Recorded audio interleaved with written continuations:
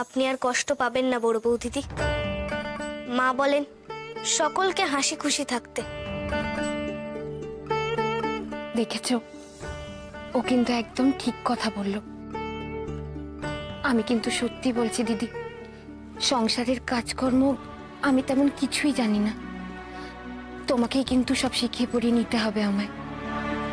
এই ধরো, আজ বাদে কাল ওর জন্মদিন হলো বাড়িতে। আমি যদি কিছুই না জানি কাজ, তখন তো সব কাজকর্মের ভার তোমার একার ওপর এসে পড়বে। তার চেয়ে বরং তুমি আমাকে একটু শিখিয়ে পড়িয়ে নিও। কি ঠিক বলেছি না ছোট দাদা? আপনি কি আমায় ছোটদাই ডাকবেন? ঠিক আছে মেজ বৌদিদি, আপনি আমার জন্মদিনে সেইবারের মতো মালপোয়াই তৈরি করে দেবেন। আর বড় বৌদিদি, আপনি যা ভালো পারেন তাই করে দেবেন। বেশ, তাই হবে ছোট দাদা।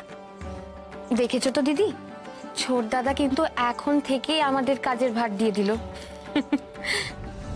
আমি আমি সত্যি তেমন কাজকর্ম জানি না দিদি।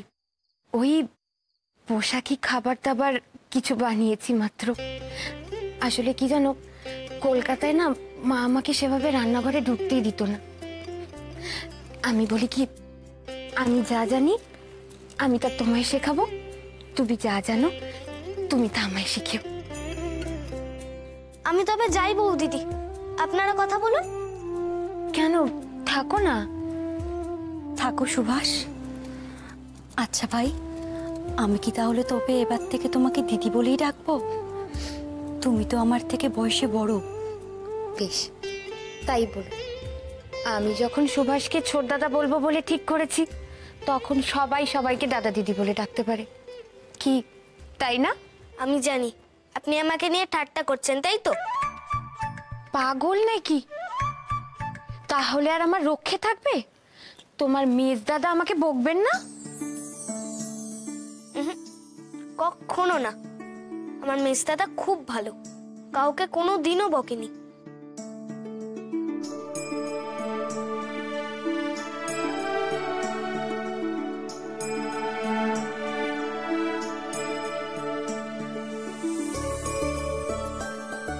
কি? হ্যাঁ, ও বড়দিদি, আমরা জানতাম শরৎ বেশিক্ষণ বিবাহবতী থেকে দূরে থাকতে পারবে না। দাদা, পিসি দিদা যদি দেখতো তুমি আড়ি পাচ্ছ, তাহলে কি হতো বলো তো? সুরেশ, আমি কি রাগারাগি করছিস ওর ওপর? তোর কি হয়েছে বলতো শরৎ? হ্যাঁ, বিবাহতীকে একবেলা না দেখে থাকতে পারছিস না তুই? না বড়দিদি, ও ঘরে তো বড় বউ দিদিও আছে, সুবিও আছে। হ্যাঁ, সে তো আমি জানি, ওই ঘরে বড় বউ দিদি আছে। সতীশকে দেখছিস না ঘুরঘুর করছে এখানে? বড়দিদি, এর মধ্যে আমি কোথা থেকে এলাম? আমি বলো তো? জানি তুই ব্যাকুল হয়ে আছিস, আমি সবটাই জানি। তোর আছিলায় ও এসছে। বড়দিদি, কি হচ্ছে? সুরেশ তো আমাদের থেকে ছোট, ও তো এখানে কি শিখবে আবার? ও কি শিখবে? তোরা যা শেখাবি তাই শিখবে। অনেক হয়েছে, তোরা এবার যা তো, বউগুলোকে খেতে দে শান্তি করে। যা, সাবিত্রী মাসি এক্ষুনি খাবার নিয়ে এসে পড়বেন। যা না, দাদাদের নিয়ে যা। ও মা গো, সব এখানে কেন গো বড় দিদি? বেটা ছেলেরা ঘরে থাকলে বউ খাবে কোথায়? আমরা যাচ্ছি। চলো বড়দাদা, মেজদাদা, চলো আমরা এগোই। হ্যাঁ হ্যাঁ, চল। সতীশ, চলো।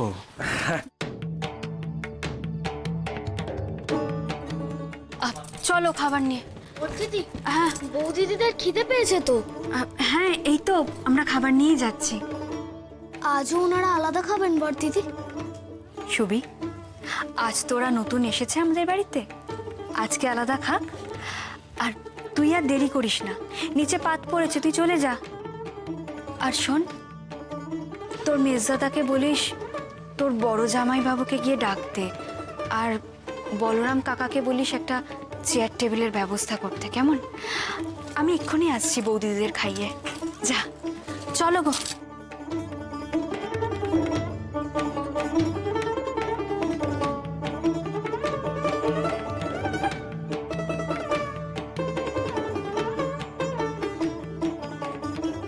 এসো এসো সাবিত্রী মাসি, এসো। কি দুই জায়ের গল্প হলো? বাকি কথা তোমরা খেতে খেতে বলো। সাবিত্রী মাসি, খাবারগুলো ওদের দিয়ে দাও, আর ওদের খাওয়া শেষ না হওয়া পর্যন্ত এই ঘর থেকে তুমি নড়বে না। বিভা, আমি একটু নিচে যাচ্ছি, খাবার জায়গাটা একটু দেখভাল করে আসি, কেমন? আসি ভাই, খেতে দিয়ে দাও।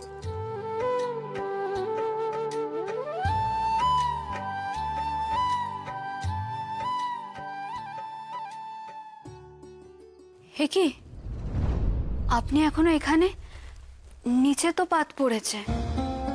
কি যে করে না। সুবিটাকে বললাম শরৎ যাতে এসে আপনাকে ডেকে নিয়ে যায়। কি বলবো বলুন তো। আর আমি তো ভেবেছিলাম তুমি আমায় ডাকতে আসবে প্রমি।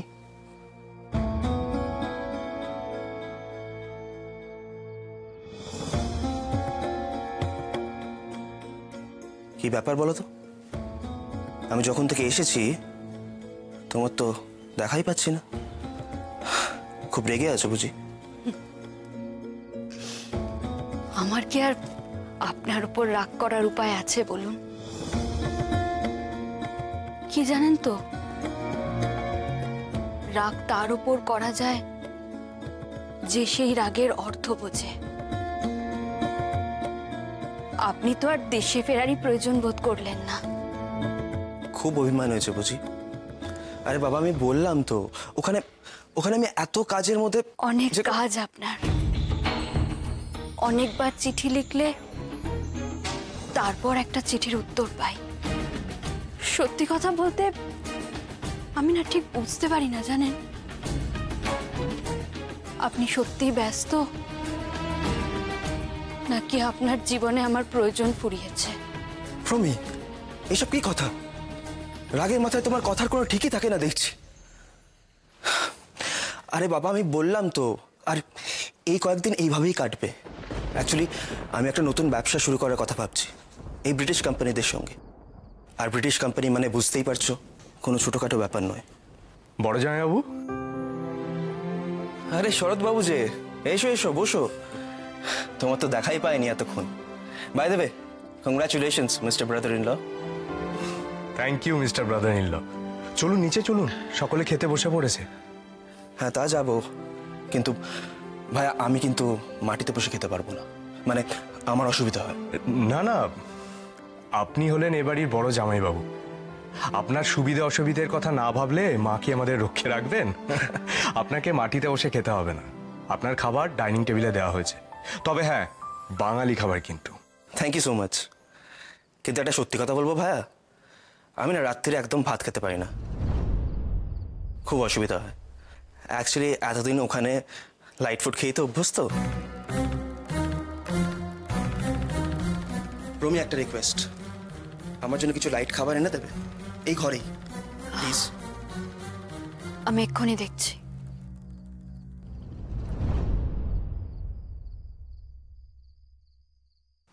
বড় জামাইবাবু,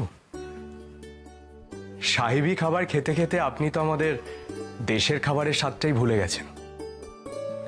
কবজি ডুবিয়ে খাবার মজাটাই আলাদা। তাতে আমার কোনো দুঃখ নেই শরৎ, ওইসব খাবার আর আমার চলে না। সত্যি বলতে এই দেশের আদব কায়দা, খাবার কোনোটাই আমার রোচে না। একদম ঠিক কথা বলেছেন জামাইবাবু, সেটাই তো স্বাভাবিক। আপনি এদেশে আর কতদিনই বা থাকেন? তাতে কি হয়েছে বড়দাদা? রক্তটা তো এদেশেরই, শিকড়টা তো এদেশেরই। ক্ষমা করবেন বড় জামাইবাবু, আমার মনে হয় যতদিন না পর্যন্ত আমরা নিজেদের রক্তটাকে ঠিকভাবে চিনতে পারছি, ততদিন আমরা অন্যের গোলামি করে যাব। শরৎ, শরৎ, এসব কি কথা বলছিস তুই? জামাইবাবু, আপনি আপনি কিছু মনে করবেন না। শরৎ আসলে আজকাল একটু অন্যরকম ভাবে চিন্তা ভাবনা করছে তো। সত্যি তাই তো দেখছি। এই তুমি কি কি যেন বলে, স্বদেশী নাকি? নাকি ওইসব চিন্তায় মেতেছো? নাকি ওই যারা নিজেদেরকে রেভলিউশনারি বলে? আচ্ছা, ননসেন্স।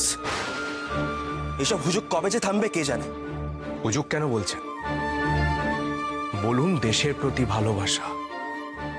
দেশের প্রতি ভালোবাসা? দেখো, ভালো তো সকলে নিজের চাই, কিন্তু এখানে তো দেখছি ইংরেজদের তাড়ানোর জন্য ব্যস্ত হয়ে আছে সবাই।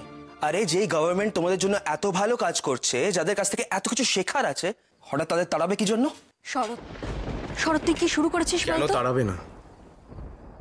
ইংরেজরা কে আমাদের? রাজা। তারা তাদের দেশে রাজা, আমাদের কেন রাজা হবে? আমরা কেন রাজা হতে পারি না জানেন? রাজা সেই হয় যাকে সকলে সম্মান করে, তার থেকেও বড় কথা যে নিজেকে সম্মান করে। আমরা তো অন্যকে সেরা মনে করে নিজেদের আত্মসম্মান বোধটাই খুঁয়ে ফেলছি। রাজা কি করে হব?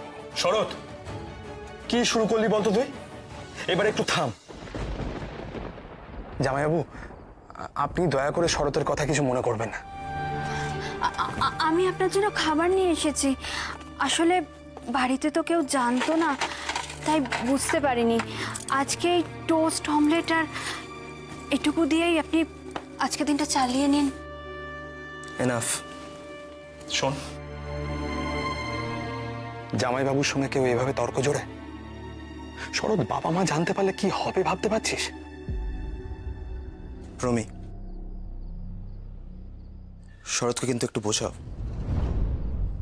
ও কিন্তু যেটা করছে ঠিক করছে না, ও ভুল ভাবছে। এইসব দেশ দেশ করে কিচ্ছু হবে না, কিচ্ছু না। আর শরৎ, একটা ওয়ার্ড অফ অ্যাডভাইস দেবো। তোমার সামনে একটা ব্রাইট ক্যারিয়ার, সবাই বিয়ে করেছো, এইসব চক্করে পড়ে নিজের একটা ব্রাইট ফিউচার নষ্ট করো না। কেন এইসব ভুলভাল ভাবছো? এত ভালো স্টুডেন্ট তুমি, আর তুমি কি ভাবো তোমার বাবা এইসবে সমর্থন দেবে? কখনোই দেবে না।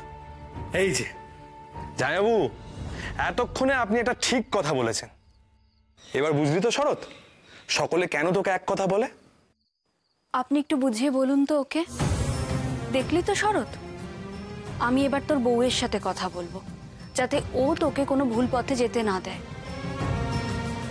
আমারও একটা কথা বলার আছে। আমি কিন্তু কোনোদিনই আপনার আর দেশমায়ের মধ্যে আসতাম না। এখন এই স্বদেশীরা যা করছে তাতে তাদেরকে বিরাট বীর বলে মনে হচ্ছে, কিন্তু একদিন তারা ধরা পড়বেই, আর সেদিনকে এই সব বীরত্ব শেষ হয়ে যাবে। ইংরেজদের সাথে লড়াই করে আমরা কোনোদিনও জিততে পারবো না, কোনোদিনও না। আর লড়াই তো দূর, এমনকি সমান হতেও ঢের দেরি আছে। সে দিনটা আর দূরে নেই বড় জামাইবাবু, যেদিন সকলে মিলে একসাথে দাঁড়াবে।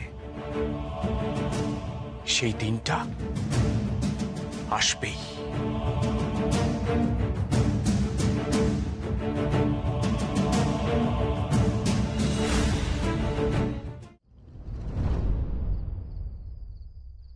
দেশ স্বাধীন করার মন্ত্র নিয়ে আমাদের ধরা পড়লে চলবে না। তার জন্য যা যা দরকার আমাদের তা ধৈর্য ধরে করতে হবে।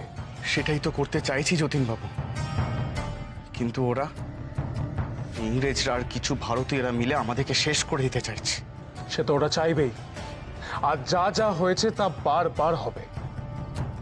আমরা আঘাত করলে ওরা প্রত্যাঘাত করার চেষ্টা করবে, ওদের ব্যর্থ করতে হবে, ইংরেজদের চোখে ধুলো দিতে হবে। আমাদের দেশে এসে ওরা ভয় দেখাবে, আমাদের দমিয়ে রাখার চেষ্টা করবে, কিন্তু আমরা তা হতে দেব না। যতীন, আমার মনে হয় আমাদের আরো অনেক বেশি লোকবল বাড়াতে হবে। দেশের মানুষদের বোঝাতে হবে কি তাদের অধিকার। না খেতে পাওয়া মানুষগুলো তো ধরেই নিয়েছে। এই খেতে না পাওয়া, এই দারিদ্র, এই দুঃখ, এই কষ্ট, এগুলোই তাদের প্রাপ্য। ঠিক বলেছেন মাস্টারমশাই। তবে মাস্টারমশাই, আমার কিন্তু আপনার জন্য খুব চিন্তা হচ্ছে। দেখুন, পুলিশ আমাদের খুঁজছে, ওদের কাছে এও খবর আছে যে আমরা তমলুক কটকের দিকে ছড়িয়ে আছি। চতুর্দিকে ওরা চর ছড়িয়ে রেখেছে।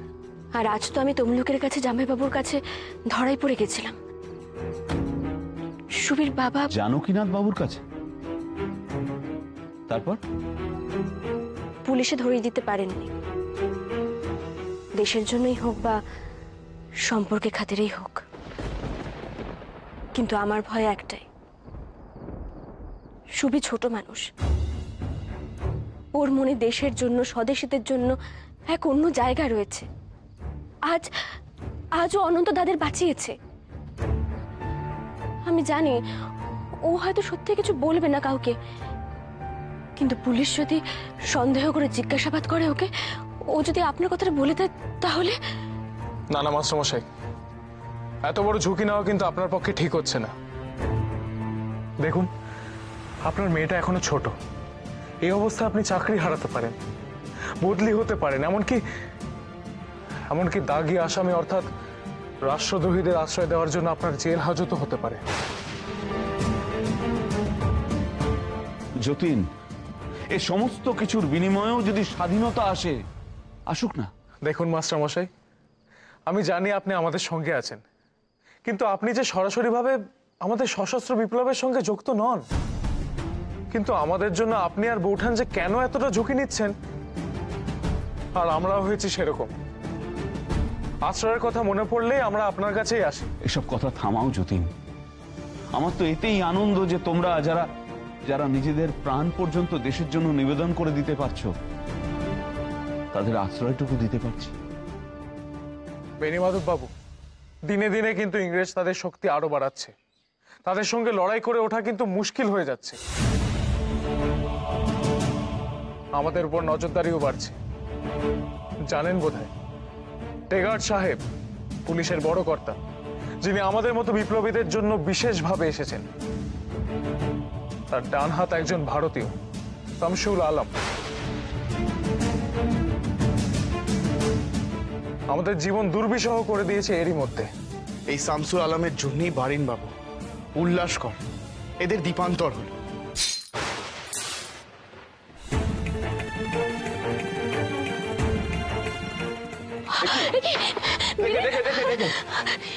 কি রক্ত পড়ছে! কাপড় লাগবে, কাপড় না হলে রক্ত বন্ধ হবে না। আমি দেখছি কি অবস্থা, আমি যাই দেখি।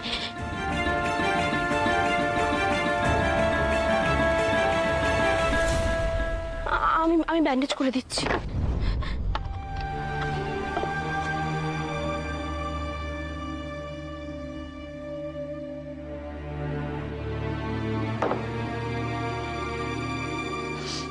রাগ আর রাগ বীরেন, তোমার রাগ কিন্তু দিনকে দিন বেড়েই চলেছে। রাগ হবে না যতীনদা, ওই সব লোকগুলোর ওপর আমার ঘেন্না করে, যারা ভারতীয় হয়ে ভারতীয়দের বিপক্ষে কথা বলে, ভারতীয়দের বিপক্ষে কাজ করে, ভারতীয়দের ধরিয়ে দিয়ে ভাবে খুব বড় কাজ করলাম। এই শামসুল আলমের মতো লোকগুলোকে আমাদের আগে শেষ করা দরকার।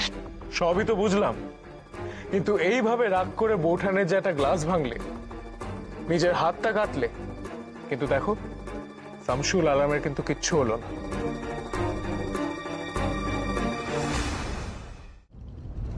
একটা চিহ্ন থেকে যাবে পুলিশের মনে, ওদের ধরা আরো সহজ হবে। তোমাকে লুকিয়ে থাকতে হবে বীরেন। এটাই তো আমরা চাই না যতীন বাবু। কতদিন ধরে এইভাবে মুখ লুকিয়ে থাকবো? আমাদের কাছে যে অস্ত্র আছে আমার তো মনে হয় সেগুলো ব্যবহার করি। অন্তত কিছু গোড়া সাহেব তো আমাদের উপর অত্যাচার করতে পারবে না। না অনন্ত, ওভাবে ঠিক নয়। আমি অনেক বড় স্বপ্ন দেখি। আমাদের দেশ স্বাধীন হবে একদিন।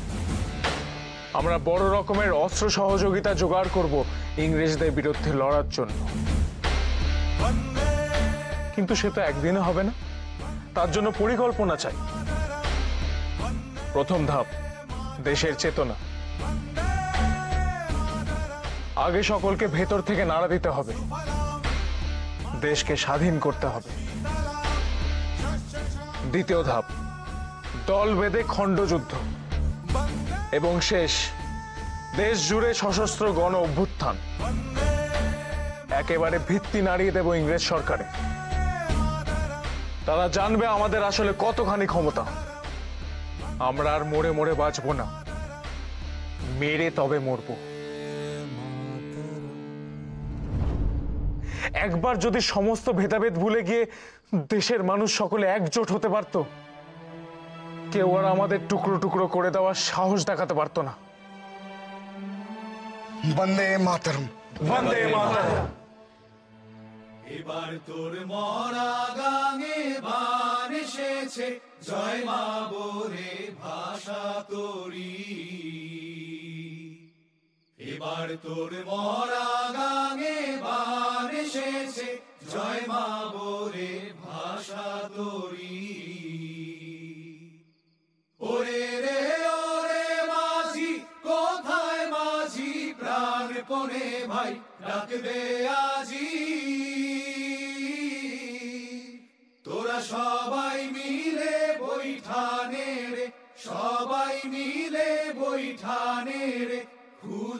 ফেল সব দড়াদড়ি, এবার তোর মরা গাঙে বান এসেছে, জয় মা বলে ভাষা তোরি। আমরা পারবো যতীনবাবু। যদি আমি আপনি এই জীবদ্দশার স্বাধীনতা দেখে যেতে নাও পারি, সুবীর বয়সী ছেলেমেয়েরা অন্তত দেখবে সেই দিনটা। তারা ভুলবে সব ভেদাভেদ, একজোট করবে সমস্ত দেশকে। কিন্তু দেখবেন আমরাই পারব, ঠিক পারব।